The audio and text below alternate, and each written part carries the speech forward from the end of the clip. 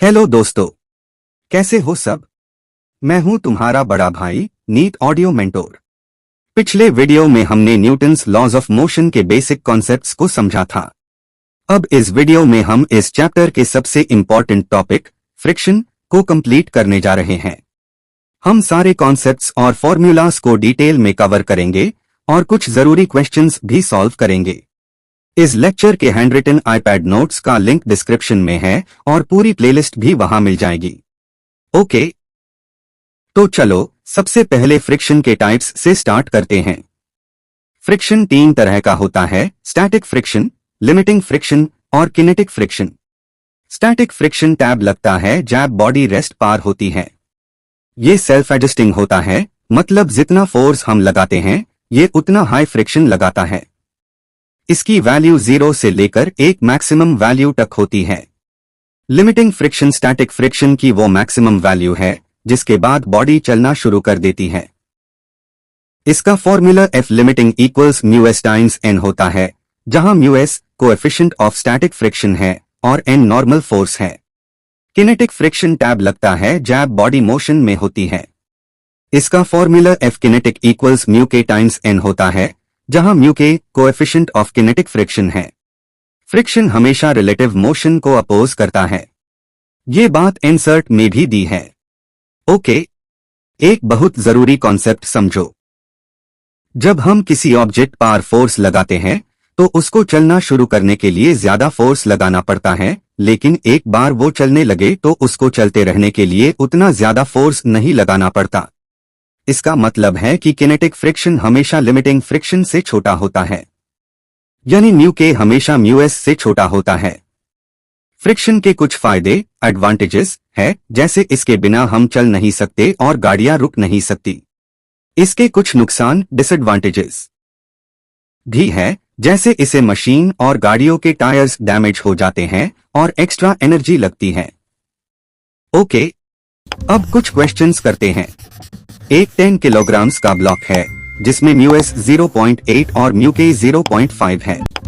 अगर हम इस पर 60 न्यूटन्स का फोर्स लगाएं तो फ्रिक्शन और एक्सेलरेशन क्या होगा? अप्रोच, यहाँ हमें पहले लिमिटिंग फ्रिक्शन निकलना होगा। इसके लिए μs टाइम्स n करेंगे। सोल्यूशन, लिमिटिंग फ्रिक्शन होगा 0.8 टाइम्स 100 यानी 80 न्यूटन्स। अब हमारे पास अप्लाइड फोर्स 60 न्यूटन्स है जो 80 न्यूटन्स से कम है।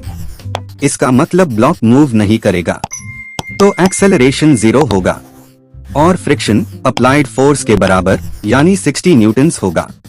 ओके, अब एक दूसरा क्वेश्चन। अगर इस पर 160 न्यूटन्स का फोर्स लगाएं तो एक्सेलरेशन क्या होगा? अप्रोच, यहाँ अप्लाइड फोर्स 160 न्यूटन्स है जो लिमिटिंग फ्रिक्शन 80 न्यूटन्स से ज्यादा है। इसका मतलब ब्लॉक चलेगा। सोल्यूशन, अब फ्रिक्शन किनेटिक फ्रिक्शन के बराबर होगा 0। 5 टाइम्स 100 यानी 50 न्यूटन्स। नेट फोर्स होगा 160 माइनस 50 यानी 110 न्यूटन्स। तो एक्सेलरेशन होगा 110 divided by 10 kilograms equals 11 meters पर सेकेंड स्क्वायर। ओके, अब हम एंगल ऑफ रिपोज की बात करते हैं। ये वो मैक्सिमम एंगल है जिस पर एक ऑब्जेक्ट किसी इंक्लाइंड प्लेन पर बिना स्लाइड किए रेस्ट पर रह सकता है। जब ऑब्जेक्ट जस्ट स्लाइड होने वाला होता है तो tan थीटा इक्वल्स μs होता है। इस कंडीशन में नीचे लगने वाला force mg sin theta friction μs n के बराबर होता है, जहां normal force mg cos theta होता है। ओके, अब इंक्लाइंड प्लेन पर अलग अलग केसेस देखते हैं। केस 1, जब ऑब्जेक्ट जस्ट स्लाइड होने वाला हो तो एक्सेलरेशन 0 होता है और फ्रिक्शन mg sin थीटा के बराबर होता है। केस 2, जब ऑब्जेक्ट नीचे स्लाइड कर रहा हो तो acceleration g times sin theta minus μk cos theta होता है। केस 3, जब ऑब्जेक्ट रेस्ट पर हो और थीटा tan इनवर्स μs से छोटा हो तो static friction mg sin theta के बराबर होता है।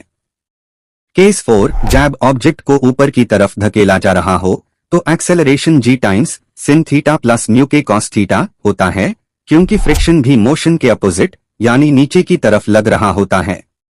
ओके, अगर आपको फिजिक्स का ये एक्सप्लेनेशन पसंद आया हो तो वीडियो को लाइक करो, सब्सक्राइब करो और बेल आइकन जरूर दबाओ ताकि NET 2026 के लिए फिजिक्स के नए चैप्टर्स आप तक बिना डिले के पहुंच सके।